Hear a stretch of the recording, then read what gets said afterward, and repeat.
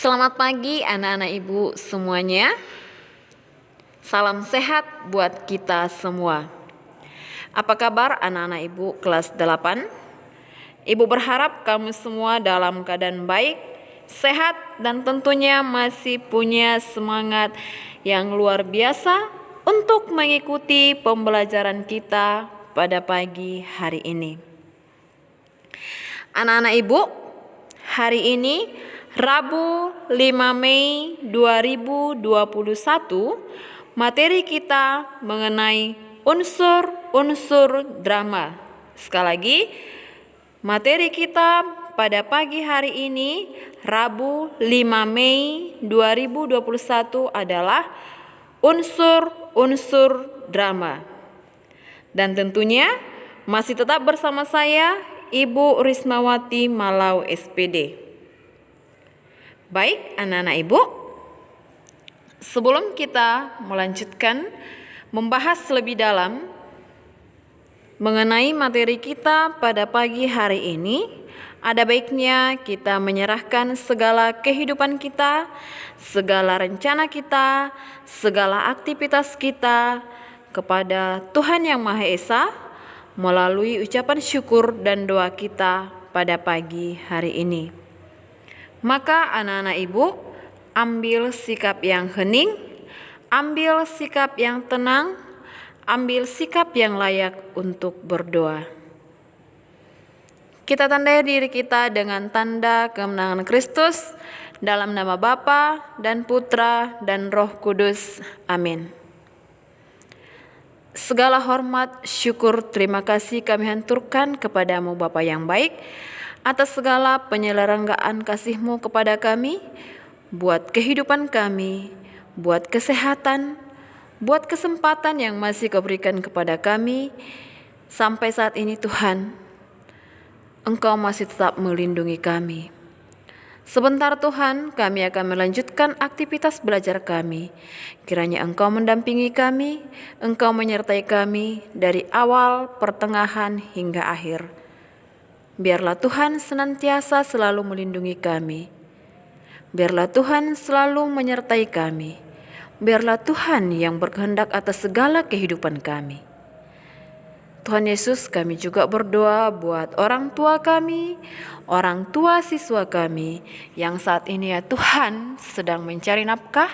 Kiranya Engkau berkati segala pekerjaannya, segala usahanya, cukupkan segala apa yang mereka butuhkan ya Bapa. Tak henti-hentinya juga kami berdoa buat seluruh Bapak Ibu guru yang saat ini sedang menyampaikan materi, baik itu dalam bentuk daring maupun luring ya Bapa. Kiranya segala usaha yang dilakukan oleh Bapak guru, Ibu guru bisa Engkau berkati. Tuhan, juga kami tidak lupa mendoakan Bapak Ibu pengurus yayasan kami dan seluruh staf pegawai ya Tuhan. Biarlah Tuhan senantiasa selalu melindungi menyertai pekerjaan mereka. Saat ini juga Tuhan kami menyerahkan ke dalam tangan pengasihan-Mu buat sekolah-sekolah yang masih melaksanakan penerimaan peserta didik baru yang ada di bawah naungan Yayasan Don Bosco Camp. Kiranya Engkau mengetuk pintu hati para orang tua agar mereka berkenan mendaftarkan anak-anak mereka untuk kami didik, kami bimbing, dan kami bina di sekolah-sekolah yang ada di bawah naungan Yayasan Don Bosco Camp. Biarlah Tuhan nantinya pada tahun pembelajaran baru semua target terpenuhi dan semua sekolah-sekolah yang ada di bawah yayasan kami ini bisa bersukacita ya Bapa. Akhirnya Tuhan ampuni kami atas segala dosa dan pelanggaran kami, agar kami layak menerima segala berkat yang datang daripada-Mu. Salam Maria, penuh rahmat, Tuhan sertamu. Terpujilah engkau di antara wanita, dan terpujilah buah tubuhmu Yesus. Santa Maria Bunda Allah, doakanlah kami yang berdosa ini sekarang dan waktu kami mati. Santo Yohanes Bosco, doakanlah kami. Amin. Dalam nama Bapa dan Putra dan Roh Kudus. Amin. Baik anak-anak ibu, kita lanjutkan kembali pembelajaran kita pada pagi hari ini.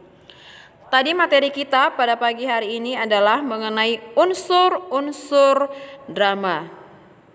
Nah, adapun KD kita pada pagi hari ini yaitu KD 315. Sekali lagi, KD kita pada pagi hari ini yaitu KD 315. Mengidentifikasi unsur-unsur drama, baik itu yang tradisional dan modern, yang disajikan dalam bentuk pentas atau naskah. Nah, lalu apa tujuan pembelajaran kita dari KD yang tadi?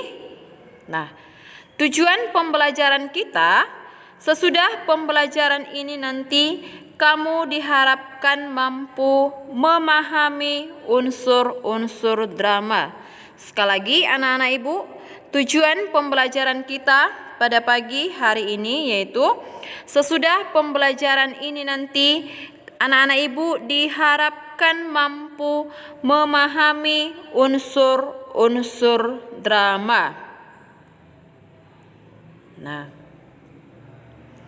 baik, pada minggu yang lalu kita sudah membahas mengenai pengertian, ciri-ciri, dan juga struktur drama.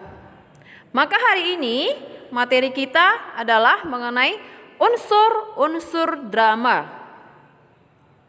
Anak-anak ibu, bahwa sebuah drama itu terdiri dari dua unsur, ya. Sebuah drama itu terdiri dari dua unsur, ya, yaitu yang pertama ada unsur yang berasal dari dalam drama tersebut. Sekali lagi, ada unsur yang berasal dari dalam drama tersebut. Maka disebutlah itu sebagai unsur intrinsik. Nah, kan in itu kan di dalam, X itu keluar kan begitu kan, in, X, import, export kan gitu kan. Kalau kita itu misalnya import memasukkan itu, ya kan, lalu ekspor, ya seperti itu dia. Nah, jadi unsur-unsur drama itu ada dua, ada unsur intrinsik dan ada unsur ekstrinsik. Maka satu persatu akan kita bahas. Yang pertama itu unsur intrinsik. Nah, kalau dikatakan unsur intrinsik drama, yaitu unsur-unsur dari dalam drama yang membangun sebuah drama. Sekali lagi, unsur intrinsik adalah unsur-unsur dari dalam yang membangun sebuah drama. Nah, jadi itu berasal dari dalam. Seperti itu dia, intrinsik. Nah, lalu unsur intrinsik ini terdiri menjadi beberapa bagian. Yang pertama ada tema. Nah, sebuah drama harus memiliki tema. Tema. Nah, perlu digarisbawahi di sini anak-anak ibu bahwa tema tidak sama dengan judul. Walaupun selama ini anak-anak ibu menganggap bahwa tema itu sama dengan judul. Ya. Maka ketika kita menuliskan sebuah drama, kita kesulitan untuk melanjutkannya. Karena apa? Kita langsung memikirkan judulnya. Ya, dan kita beranggapan bahwa tema itu sama dengan judul, padahal itu salah. Tema tidak sama dengan judul. Nah, ketika pembelajaran kita mengenai teks puisi, di sana ibu tugaskan kamu untuk menulis puisi. Tugas-tugasmu sampai sekarang masih banyak yang belum kamu kirimkan. Karena apa? Kamu salah. Selalu kamu tentukan dulu adalah judul. Nah, ketika kita menulis puisi misalnya, kita terlebih dahulu menentukan judul, maka kamu akan kesulitan untuk melanjutkan merangkai kata-kata yang sesuai dengan judulmu itu. Nah, lalu muncul pertanyaan, jadi Bu bagaimana Bu? Ya, judul puisi itu kita tuliskan sesudah kita selesai menulis isinya.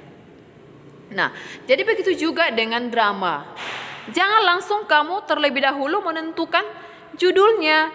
Tetapi yang paling pertama sekali anak-anak ibu tentukan adalah tema. Tema. Ya. Tema adalah gagasan pokok atau ide yang mendasari pembuatan dari sebuah drama. Sekali lagi, tema adalah gagasan pokok atau ide yang mendasari pembuatan dari sebuah drama. Jadi, kamu tentukan dulu temanya. Temanya ini misalnya persahabatan, ya, percintaan, ya, masalah sosial, ya kan? Nah, lalu nanti kamu tentukan judulnya. Jadi yang paling pertama sekali itu kamu tentukan dulu tema, karena tema itu sendiri merupakan gagasan pokok atau ide yang mendasari pembuatan dari sebuah drama. Inilah dasar kita. Tentukan dulu dia temanya, ya. Jadi ini ide pokoknya. Nah, ide pokok inilah nanti yang akan kita kembangkan. Ya kan, ini dasarnya ini. Ibarat kita membangun sebuah rumah, ini adalah pundasinya gitu loh. Pundasi. Jadi kalau kita kan membangun sebuah rumah itu kan tidak terlebih dahulu kita buat atapnya, kan tidak. Ya, dindingnya kan tidak kan? Nah, tetapi apa yang pertama kita buat? Pundasinya. Ya kan, dari pundasi inilah nanti kita bangunlah apanya? Kerangkanya, ya kan? Jadi kan dasarnya kan pundasinya itu. Sama halnya ketika kita membuat drama, tentukan dulu temanya itu apa. Lalu nanti tema inilah anak-anak ibu yang akan kita kembangkan menjadi sebuah drama. Jadi ingat, perlu kamu garis bawahi, kalau selama ini kamu keliru menganggap bahwa tema sama dengan judul itu salah besar. Ya, di sini perlu ibu jelaskan, tema tidak sama dengan judul. Oke? Nah, yang kedua ada tokoh. Nah, dalam sebuah drama terdapat tokoh. Tokoh adalah orang-orang yang berperan dalam drama. Nah, sekali lagi, tokoh adalah orang-orang yang berperan di dalam drama. Kan ada tokohnya kan? Ada pemainnya kan? Nah, itulah yang disebut sebagai tokoh. Ya kan anak-anak ibu kan? Kan pernah kan melihat pementasan sebuah drama? Pernah atau tidak? Iya, katanya pernah. Nah, jadi para pemainnya itulah yang disebut anak-anak ibu tokoh. Ya. Berdasarkan sifatnya, tokoh bisa dibagi menjadi 3. Ya. Yang pertama ada tokoh protagonis. Ada yang tahu di sini apa itu tokoh protagonis? Iya, bagus. Yaitu tokoh yang memiliki sifat ataupun karakter yang baik. Nah, jadi kan kalau misalnya kamu menonton pementasan sebuah drama, ya kan ada pemainnya itu yang selalu bersikap baik, berbicara sopan, suka menolong, suka membantu tanpa pamrih, ya kan? Rajin menabung gitu ya. Nah, itu disebut sebagai tokoh protagonis. Ya kan? Kalau misalnya dalam apa itu sinetron yang anak-anak ibu suka tonton itu sekarang itu apa? Iya Bu, Ikatan Cinta. Nah, itulah siapa yang baik-baiknya di situ, itulah disebut sebagai tokoh protagonis.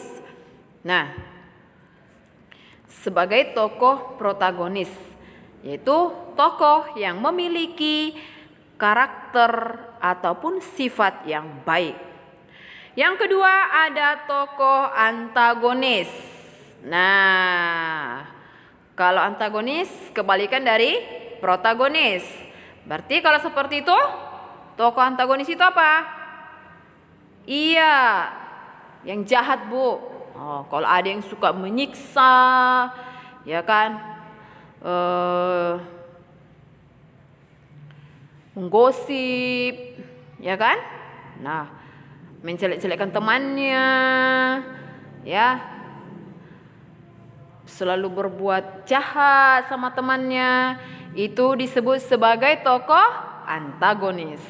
Nah, karena tokoh antagonis adalah tokoh yang memiliki sifat ataupun karakter yang jahat. Jadi siapa itu yang suka mengganggu teman, ya, yang membuat temannya tidak nyaman, itu disebutlah itu sebagai tokoh antagonis. Nah, lalu yang ketiga ada tokoh tritagonis. Nah, kalau tokoh protagonis itu tadi adalah tokoh yang memiliki karakter ataupun sifat yang baik. Nah, tokoh antagonis adalah tokoh yang memiliki sifat atau karakter yang jahat. Lalu tokoh tritagonis ini apa? Nah, tokoh tritagonis adalah penengah antara tokoh protagonis dan antagonis. Jadi kalau misalnya itu si protagonis dengan antagonis itu sedang berkelahi, maka penengahnya itu adalah tokoh tritagonis. Paham anak-anak ibu sampai di situ? Iya. Baik, sudah ada 2. Kita lanjutkan. Yang berikutnya itu ada latar atau setting. Latar sama dengan tempat. Setting sama dengan waktu. Jadi latar dan setting itu adalah tempat dan waktu terjadinya suatu peristiwa dalam drama. Kan kalau dalam drama itu kan ada misalnya kejadiannya itu dibuat di sekolah, ya kan, di rumah, ya, di sungai, di danau, di hutan, ya. Nah, itu disebut itu sebagai latarnya. Sementara waktunya itu misalnya pagi, siang, sore, malam ataupun subuh itu disebut sebagai waktu. Jadi latar dan setting itu adalah tempat dan waktu terjadinya suatu peristiwa dalam drama. Nah, latar ini terdiri dari 3. Ada latar waktu. Ya, berarti itu menyangkut waktunya semua, ya kan? Bisa itu pagi, bisa itu sore, bisa itu siang, ya kan? Nah, lalu tempat. Latar tempat. Nah, inilah misalnya di sekolah, di rumah, di sungai, di danau, di hutan, atau di mana saja yang menyangkut tempat. Oke, yang berikutnya ada keadaan atau suasana. Bu, bagaimana itu Bu latar keadaan ataupun suasana? Pernah nggak kamu merasa khawatir gitu, merasa deg-degan gitu pada saat kamu menunggu sesuatu? Pada saat kapan? Iya, mau menerima hasil rapor semester Bu. Jantungan kan kamu di situ? Iya, misalnya kamu mondar-mandir ya kan? Nah, atau menunggu sesuatu, misalnya orang tuamu sudah, misalnya orang tuanya gini, nah, janjilah gitu kan. Nah, nanti sepulang sekolah, Kak, kita nanti ke Medan Mall gitu. Ya, ini kejadiannya sebelum COVID ya nak ya. Nah, nanti kita berangkat jam 2, tapi mama pulang kerja dulu katanya. Nah, dari sekolah kamu cepat-cepat pulang nih, cepat-cepat pulang kan. Nah, udah sampai jam 2:05, mama belum nyampe di rumah. Nah, di sini kamu akan mondar-mandir ya, dan mimik wajahmu itu loh menampakkan rasa khawatir seperti itu. Inilah yang disebut sebagai latar keadaan ataupun suasana. Baik, anak-anak ibu, yang berikut ada dialog ataupun percakapan. Nah, dialog yaitu percakapan yang dilakukan oleh 2 orang atau lebih dalam kegiatan drama. Tentu di sana ada dialog. Ya kan, ada percakapan. Baik, yang berikutnya ada alur ataupun plot. Alur sama dengan jalan cerita dalam drama. Alur dibagi menjadi alur maju, alur mundur, dan campuran. Nah, alur maju yaitu Bila cerita dalam drama dimulai dari awal, pertengahan hingga akhir. Jadi itu kan maju.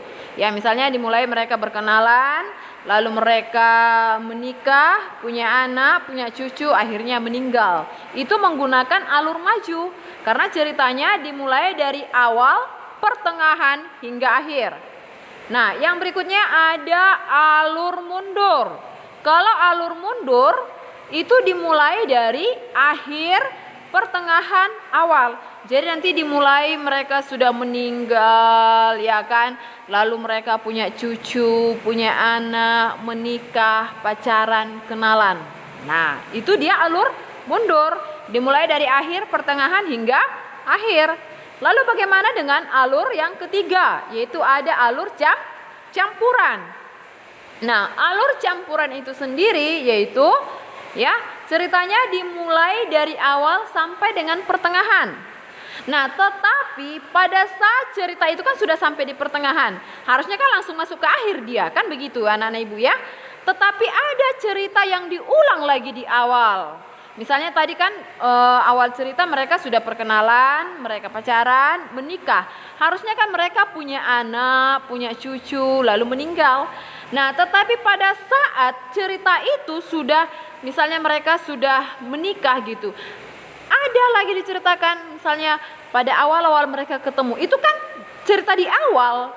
Nah, dan sesudah itu langsung dilanjutkan nanti ke akhir. Hingga akhirnya mereka punya cucu dan meninggal. Jadi campuran dia. Ibarat lagu siapa itu? Lagu siapa itu anak-anak ibu? Iya, Syahrini bu. Maju mundur tapi tidak cantik, ya kan? Kan ada lagunya itu kan? Maju mundur cantik. Ada tidak lagunya? Iya. Ya seperti itulah alurnya ini. Alur maju mundur, tapi jangan hanya yang diingat lagu Syahrini. Maju mundur cantik. Seperti itu kan anak-anak ibu kan? Iya, baik. Yang berikutnya ada amanat ataupun pesan. Amanat, pesan yang ingin disampaikan oleh si penulis kepada si pembaca ataupun si pendengar. Nah, amanat adalah nilai moral yang dapat diambil dari cerita dalam drama. Amanat ada yang tersirat dan ada yang tersurat. Nah, kalau tersirat ya, itu tidak ada dalam naskah, penulis tidak menuliskannya. Inilah pesan moral dari cerita drama ini. Tidak ada seperti itu. Tersirat, terselubung dia seperti itu, ya kan? Tersirat ya, ibarat kamu kalau suka sama seseorang kan dari ucapanmu ada tersirat gitu kan. Nah, jadi bagaimana Bu? Kalau itu amanatnya atau pesannya itu secara tersirat, si pembaca atau si penontonlah yang mengambil nilainya, ya. Oh, ini pesan moralnya. Nah, sementara kalau itu tersurat, jelas-jelas di situ nanti si penulis, ya, itu membuat. Nah, adapun pesan moral dari drama ini adalah ini. Nah, jadi ada tersirat dan tersurat. Intinya kalau tersirat itu kita sendiri yang membuat kesimpulan. Pesan moral apa yang bisa kita ambil dari drama yang dipentaskan tersebut atau drama yang kita baca. Nah, sementara kalau itu tersurat, di situ si penulis atau si pembuat naskah drama itu jelas-jelas sudah menuliskan apa pesan moral dari drama yang dituliskan. Seperti itu anak-anak ibu. Ya, paham? Oke. Mudah-mudahan sampai di situ masih bisa memahami ya anak-anak ibu ya. Oke, baik. Nah, yang berikut ada gaya bahasa. Nah, gaya bahasa ini menyangkut penggunaan bahasa. Misalnya, apakah dalam naskah dramanya itu banyak menggunakan majas? Ya, atau perumpamaan-perumpamaan. Itulah yang disebut sebagai gaya bahasa. Nah, Ada beberapa tadi yang termasuk ke dalam unsur-unsur intrinsik. Dimulai tadi dari tema, tokoh, dialog, latar setting, amanat atau pesan. Lalu ada gaya bahasa. Baik, yang berikut kita masuk ke unsur ekstrinsik drama. Tadi Ibu katakan bahwa unsur intrinsik berasal dari dalam drama yang membangun drama tersebut. Sementara unsur ekstrinsik adalah unsur-unsur yang muncul dari luar drama, tetapi mempengaruhi cerita drama tersebut. Unsur ekstrinsik meliputi kondisi sosial ekonomi, politik, dan juga sosial budaya. Misalnya, bagaimana ditampilkan di sana ekonominya, perekonomian masyarakat itu. Ya, lalu politiknya dan juga sosial budaya. Baik, anak-anak Ibu, demikian mengenai unsur-unsur drama. Tadi ada unsur-unsur intrinsik dan ada unsur ekstrinsik. Baik.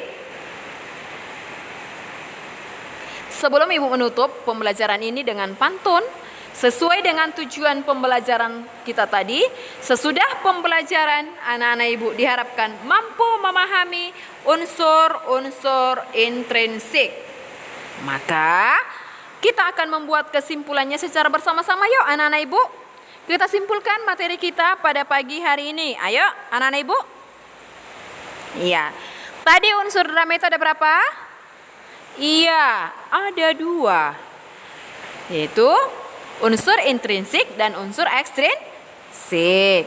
Nah, di mana unsur intrinsik adalah unsur yang berasal dari dalam drama, yang terdiri dari satu, iya, tema, iya, tokoh, berikutnya latar dan setting, yang berikutnya iya, dialog, yang selanjutnya amanat atau pesan. Iya, dan ada gaya bahasa. Yang kedua ada unsur ekstrinsik. Unsur ekstrinsik adalah unsur yang berasal dari luar drama tetapi ikut memberikan pengaruh terhadap drama. Ya, yang termasuk ke dalam unsur ekstrinsik yaitu keadaan ekonomi, politik, dan juga sosial budaya. Oke, anak-anak Ibu, demikian pembelajaran kita pada pagi hari ini. Semoga apa yang Ibu jelaskan hari ini mengenai unsur-unsur drama bisa diterima dan dipahami oleh anak-anak Ibu. Sebagai penutup, Ibu akan memberikan hadiah ataupun oleh-oleh sama kamu, yaitu berupa pantun. Semoga dari pantun ini juga kamu bisa mengambil nilainya untuk bisa lebih semangat belajar. Rusa lari ke padang datar, harimau datang untuk mengejar. Jika kamu ingin tambah pintar, tentu harus rajin belajar.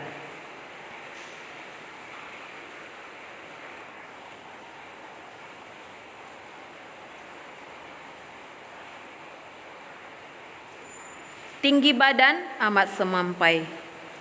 Petani pergi mengambil talas. Rajin-rajinlah kamu belajar. Semoga semua kamu berhasil. Demikian pembelajaran kita pada pagi hari ini.